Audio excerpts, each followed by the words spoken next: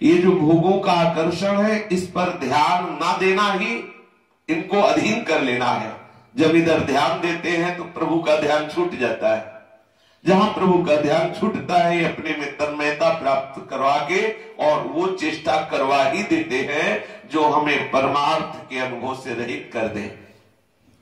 मानो हम 1 महीना बहुत ठीक से सात्विक आहार पाते हुए, कुसंग का त्याग करते हुए भजन करा, और एक दिन चूक कर बैठे, हम किसी मन के द्वारा प्रेरित विषय को स्वीकार कर लिया, तो 1 महीने में जो हमारे अंतःकरण की सात्विक वृत्ति बढ़ी और वो भगवदानंद का अनुभव कराने में समर्थ होने जा रही थी, वो फिर ढक जाएगी।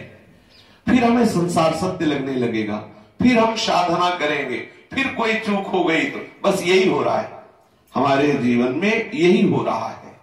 हमें एकदम सावधान हो जाना है। हमें कोई ऐसी गलती नहीं करनी जो हमारी सात्विकता को नष्ट कर दे। हमारी जो सात्विक बुद्धि सतत प्रियालाल के चिंतन के लिए उत्साहित है, उसका नाश कर दे। ऐसे में कोई गलती नहीं करनी, कोई असावधानी नहीं करनी। विश्वास मान लो, किसी भी भोग में सुख नहीं है। सांसारिक शब्द, स्पर्श, रूप, रस, गंध, ये सब झूठे हैं, और ऐसे झूठे हैं, बिल्कुल झूठे हैं।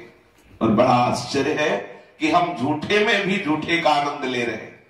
मान लो ये सिनेमा, नाटक आदि जितना दृश्य है, ये झूठे में भी झूठा है, और हम कितने आसक्ति चित्त होकर के उसका स्वाद लेने लगते हैं। अब विचार करो, हमारा अंतःकरण किस कोटि का है। संसार का कोई भी विषय सत्य ना होने पर भी जब तक प्रिया प्रीतम का चिंतन नहीं होगा, तब तक हम उसे त्याग नहीं सकते। और जब तक श्री श्यामा श्याम का सतत चिंतन नहीं होगा, तब तक आपको उस आनंद का स्वाद नहीं मिलेगा जिस आनंद के लिए हम भटक रहे। हमारा रोज का जो निवेदन है वो यही है। प्रतिदिन जो सत्संग होता है उसका एक ही उद्देश्य है कि रोज सुनेंगे तो वही बात समझ में आ जाएगी। बिल्कुल सत्य मान लीजिए, ये जो भोगों में फंसे हुए जीव हैं, ये बेचारे हैं। चाहे वो अरब खरबपति हो, चाहे वो कुबेर के समान क्यों न धनी हो, सारे विश्व का वैभव उनके पास हो, लेकिन विश्राम नहीं, शांति नहीं, तृप्ति नहीं, सुख नहीं, आनंद नहीं।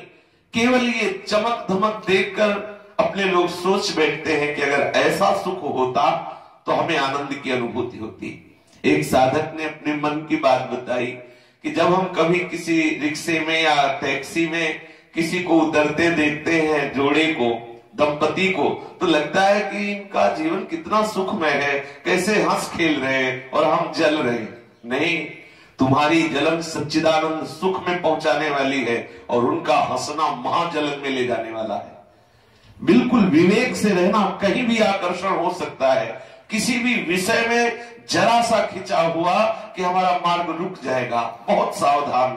बहुत बड़ी चढ़ाई आप चढ़ चुके हैं, थोड़ा रह गया है। संसार के संबंध से अलग होकर आप धाम वास कर रहे हैं, आप सतत भगवत चेष्टा कर रहे हैं। थोड़ा सावधान रहिए। थोड़ी सी भी कमी आपको इस रस के अनुभव में बाधा पहुंचा देगी। एक जन जितना इस समय आपका बचा है, आप चाहे वृद्ध हो या जवान हो, जो भी हो, जितनी श्वासें बची है, ईमानदारी से इन श्वासों को प्रभु के चिंतन में लगा दीजिए। फिर आप खुद अनुभव करेंगे कैसा विश्राम, कैसी शांति, कैसी निश्चिंतता, कैसी बेपरवाही, जिसके लिए हम बहुत तड़प रहे थे पर उल्टा हो रहा है। हम सोचते हैं अगर अमुक धनराशि हमारे पास हो तो हम चिंता रहित हो जाएंगे। अगर अमुक भोग सामग्री हमारे पास बहुत हो और हम उसको भोगे तो हमारा मन आनंदित हो जाएगा।